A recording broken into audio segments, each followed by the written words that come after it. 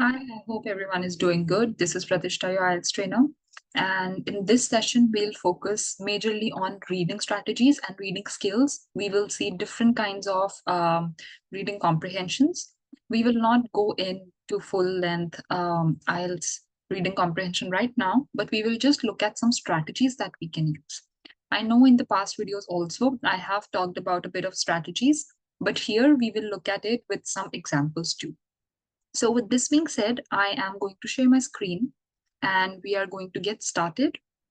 Um,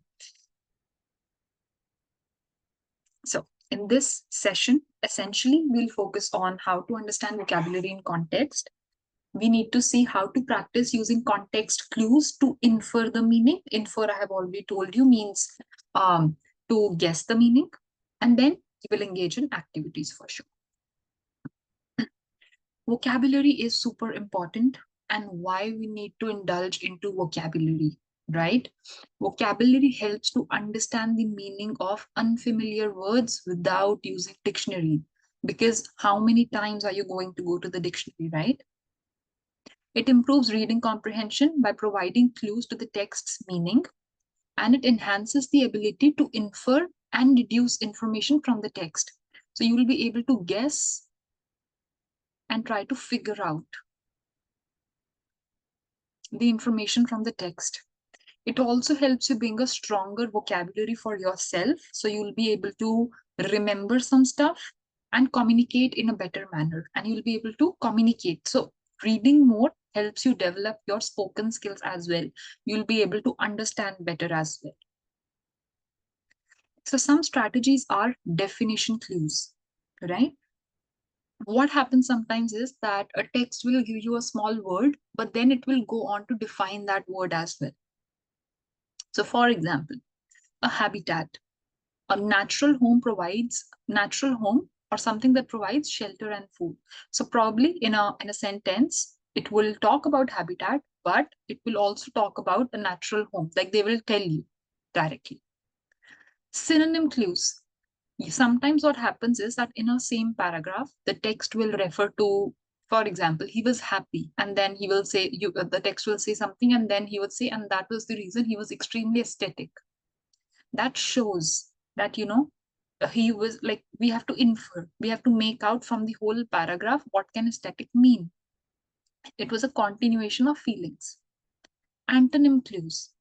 Antonym is opposite meanings. Sometimes, for example, he was happy, but, or unlike his friend who was aesthetic, he was despondent.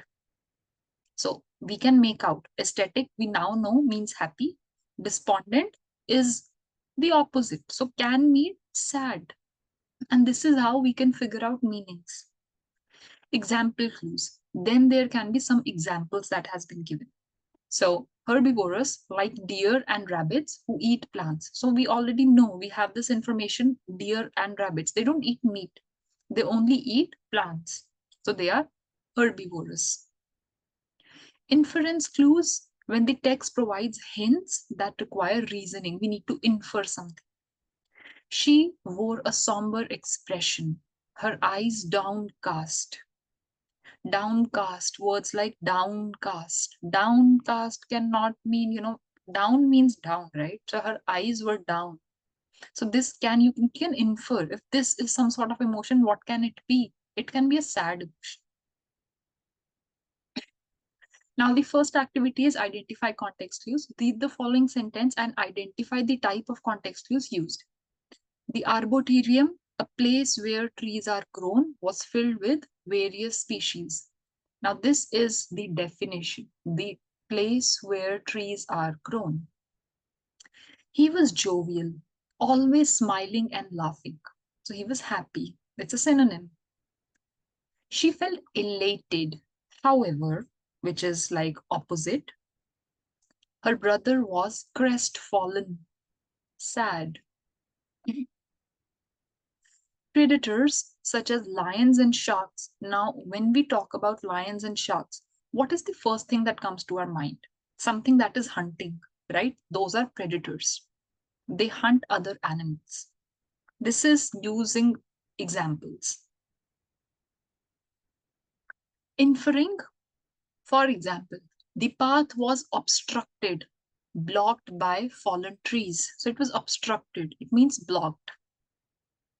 Despite the tumult, the meeting continued without interruption. Tumult, in, this whole thing makes me think that despite something negative that happened, despite some sort of error or chaos or confusion,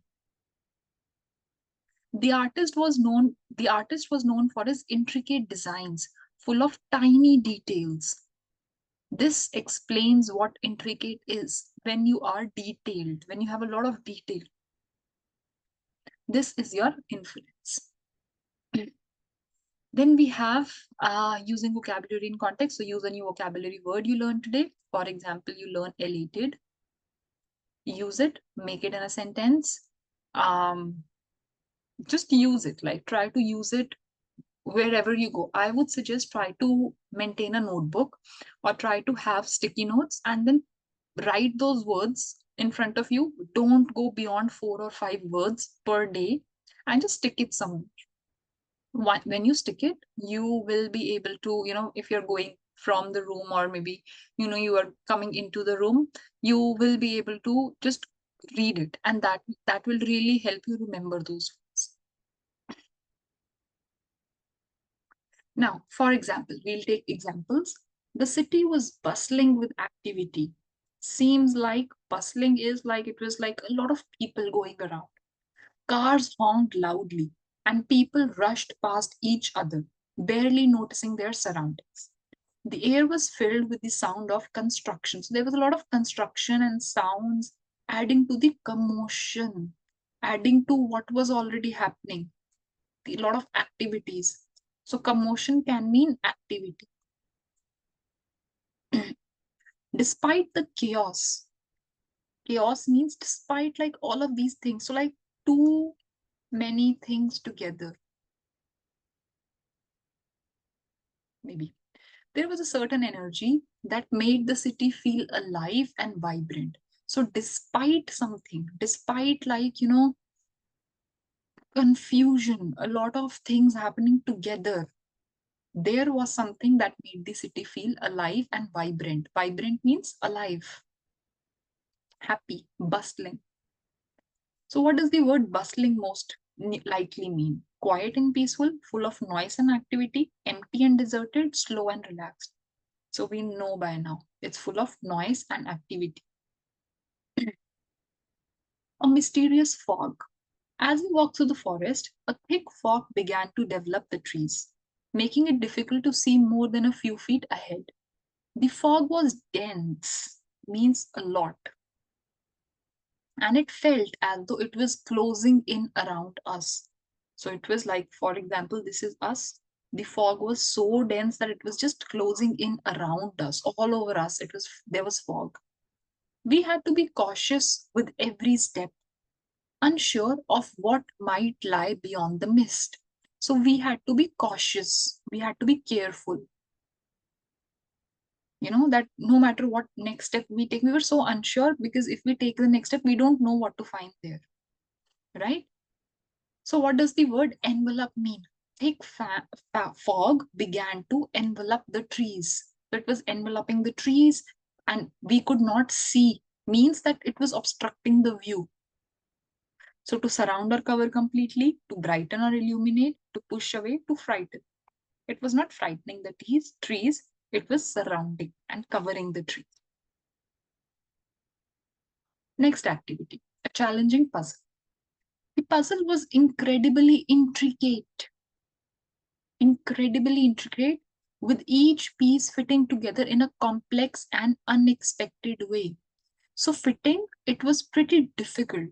It was so intricate. Now I don't know the meaning of intricate, right? For example, let's assume it took hours of careful thought and concentration to even begin to see the full picture.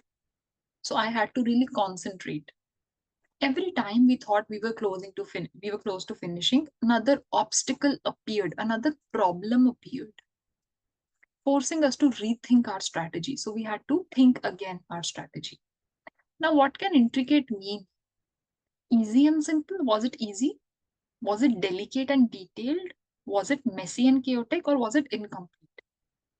So it cannot be the puzzle was incredibly incomplete. No. It was not simple and easy either, because it took me a lot of complex situations and a lot of time to complete. So was it messy? Puzzles are messy in general, but like they're not messy in that sense, right? So no, but it was really delicate and detailed, right? It was detailed. Next, the aroma of freshly cooked food filled the room. The stew is like some kind of liquid, like soup or gravy, you can say, simmered on the stove. So what was happening? Food was being cooked. Stew simmered means probably it was boiling or cooking. Rich with flavors of garlics, herbs, and tender meat. Every bite was a perfect blend of savory spices like tasty spices, and warm bread on the side made the meal even more satisfying. Now, what does this word simmer means? Boiled rapidly, cooked slowly and gently. So there was a lot of lot of food smell all around. So it was doing what? It was on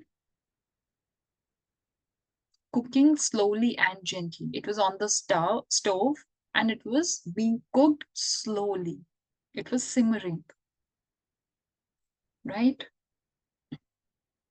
Then we have the determined athlete. Despite the scorching heat, even the sense scorching means like extreme heat, the athlete continued to run with unwavering determination. So even though it was heat, now you need to imagine if someone is running in such a heat, he needs like some sort of determination, right? Some sort of dedication. Unwavering determination means nobody can waver it. So not wavered, or not like you cannot move it, not move it. Each stride means step. When you run, you take long steps. That is stride. Was strong and purposeful, as though nothing could stop her. She had trained for months, and this race was the moment she had been preparing for. She pushed through the exhaustion, refusing to give up. Exhaustion, tiredness.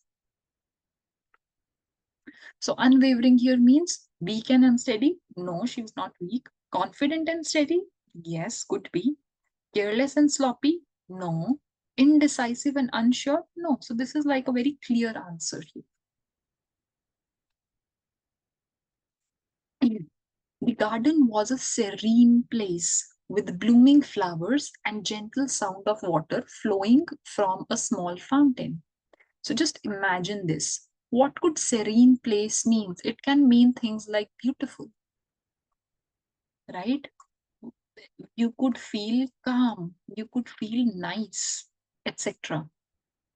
It was the perfect spot to relax. If you're feeling relaxed here and the place is serene, means it's calm, and escape the busyness of life. So, what is the synonym of serene? It is noisy, calm, chaotic, bright. It's not bright and not chaotic because these are negative words, and noisy is a negative word. It is calm. What is an antonym for serene? Antonym means opposite: tranquil, loud, peaceful, quiet. So it was loud, definitely. Calm and loud. She faced a daunting decision. She faced a daunting decision, one that weighed heavily on her mind. So something that can, really give me problem. It could be an important decision, right? No matter which option she chose, the consequences would be significant. It felt overwhelming to decide on her own. So, what is the synonym for daunting? Do you think it's encouraging? No, it did not encourage her. I probably don't know the meaning of intimidating. But was it simple? No. Was it easy? No. So definitely, even if I don't know the meaning of intimidating, which is actually like bothersome, something that bothers, or something that is so important or maybe confusing, that is the only option left. So I can also use this hit and trial method where I just cross out all the incorrect options, trying to get to the correct answer. What is the antonym of daunting? If it is intimidating, the antonym could be challenging, no. Overwhelming means over emotions, no. Reassuring, it gives her assurance, yes, because that is the only positive word here, and not frightening, definitely. He was known for his benevolent nature. Okay, now I don't know this word. Let's assume. Whenever someone was in need, he would offer help without hesitation. So, probably benevolent means kind nature, always putting others before himself. So, now see, it's a direct answer here. He was good and kind, helped others.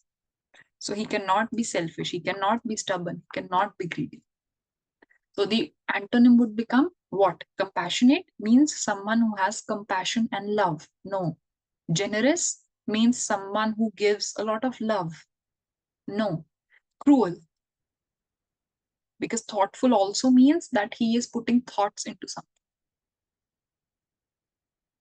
The unpredictable weather. The weather in the mountains was erratic, changing from sunshine to thunderstorms in a matter of minutes means it was you cannot predict it. It was unpredictable. In fact, as said here, you could not predict it. You cannot make out what will happen next. It made planning outdoor activities difficult as you could never be sure what to expect. Unsure.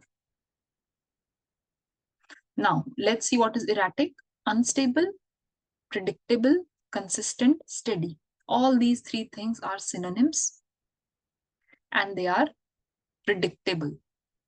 But erratic means unstable, unpredictable. And what is the antonym for erratic? Unpredictable? No. Reliable. You can rely on it. It was not sudden, it was not fluctuating as well. The adventurer embarked on a perilous journey through the jungle. So he was journeying through the jungle, aware of the dangers that awaited him. To be honest, it refers to dangers and fear and all those sort of things and risks. Despite the risk, he was determined to reach his destination. So perilous here means safe, dangerous, boring, peaceful. It's dangerous. And the antonym is risky, hazardous, secure, threatening. Secure. This is exactly what you have to do to be able to come to some conclusion, especially when it's MCQ. It is pretty easy, right? Because you can always just do the hit and trial method and you can come to a conclusion, right? By crossing out all the incorrect options. In fact, this will help you save time because now you need to focus on only, for example, you're stuck between two options. You just need to focus on them. So how will you improve it? If you see the first part that we were doing, we took a lot of time. But as soon as we came to activity 10, we started taking lesser and lesser time. So you need to practice a lot of texts, different varieties, articles, books, fiction, non-fiction, everything. Use context clues like we were doing, we were imagining situations. Expand your vocabulary, that is always a great idea. And then ask question to yourself that if he is going to a forest, what can it mean? It cannot be safe, right? Because it's like general knowledge. So it has to be dangerous, it has to be perilous, it has to be hazardous. And that is pretty much it. I mean, if you have any kind of questions related to any strategies, what skills you require, what are some tips, if you don't understand something, or any kind of questions in general, just feel free to ask. You can also do a little bit of homework. You can, let's first just review what happened today. We learned how to use context clues. We practice different types of context clues, right? Like antonyms, synonyms, inference. etc., etc. And then we discussed some tips. We also did some hands-on practice. Your homework can be to go through an article or any story or any piece of reading that you like. Find 5 new vocabulary words for yourself. Based on the context clues, try to figure out the meaning. And then when you figured out that meaning, try to make a sentence of your own, right? So these are the activities that would really help you improve your English. It will help you improve your communication skills, especially your reading. So that is it for today in today's lesson. I hope you understood everything. There's no doubt as such. It's pretty straightforward. The more you will dig deep into it, the more understanding, the better understanding you're going to have of it. So with that being said, I will see you all in the next class.